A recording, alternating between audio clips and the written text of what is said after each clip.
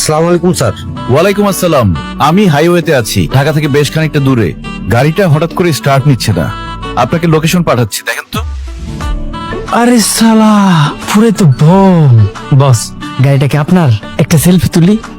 My dream car Mercedes 2022 না 23 বস। Second hand নাকি fresh import? আর দেখেন না আমার লোহার ঘোড়াটা, শখ করে কিনছিলাম সেকেন্ড হ্যান্ড। মাইলেজ কম দেয় 25, তাও পেট্রোল চলে না, খাই অকটেন। এখন তো আবার তেলের সংকট। থামো, কি নাম তোমার? বস, সামি। আমাকে আজকের মধ্যে একটা জায়গায় পৌঁছাতে হবে। তো আমার গাড়িটা তো নষ্ট হয়ে গেছে, আমি আমার ম্যানেজারকে অলরেডি লোকেশন সেন্ড করেছি, সে কিছু একটা ব্যবস্থা করছে, বাট অনেক সময় লাগবে মনে হয়। তাহলে বস আমি কি ধাক্কা দেবো?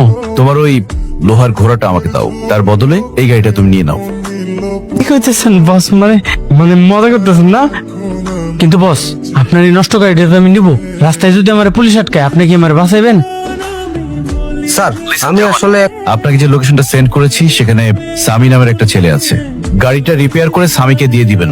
পেপারস ওর নামে হবে, গাড়িটা আজকে থেকে ওর। স্যার কি বলেন? আপনি জানেন আপনি কার সাথে কথা বলতেছেন? উনি হচ্ছেন এনএফ গ্রুপের মালিকের একমাত্র ছেলে। উনি যা চায় দিয়ে দেন। আপনার তো কপাল খুলে গেছে। ওকে, থ্যাংক ইউ ভাইয়া।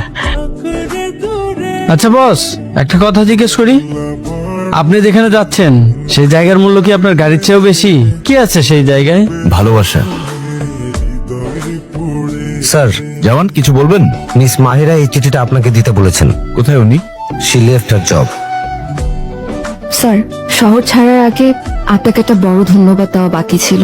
আপনার অফিসের প্রথম দিন বড় স্যার আমাকে আপনার পিএস হিসেবে পরিচয় করিয়ে দিলেন। আমিও কেবল একজন পিএস হিসেবে আপনার সাথে ছিলাম, কিন্তু আপনার কারণে আমি একজন মানুষ হিসেবে সম্মান পেয়েছি। কাজের ফাঁকে আড়াল থেকে আপনার সেই খেয়াল রাখা, কিংবা আমার বারণ শুনে অবলীলায় সিগারেটটা ফেলে দেওয়া বুঝিয়ে দিত যে এই ব্যস্ত শহরেও আমার অস্তিত্ব কারো কাছে মূল্যবান। মাহিরা, জি স্যার। চলেন কফি খেয়ে আসি। স্যার, হাতে এখন অনেক কাজ বাকি।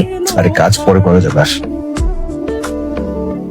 হয়তো ভাবছেন অফিসের লোকজনের আড়ালে বলা কটু কথা শুনে আমি ভয় পেয়েছি। কারো কথা আমি গায়ে মাখি না, তবে আমি চাই না আমার জন্য আপনার সম্মানে বিন্দুমাত্র আঁচ লাগুক। এই শহরে আমার থাকার প্রয়োজন ফুরিয়েছে ঠিকই, কিন্তু আপনার দেওয়া ওই সম্মানটুকু আমার জীবনের শ্রেষ্ঠ প্রাপ্তি হয়ে থাকবে।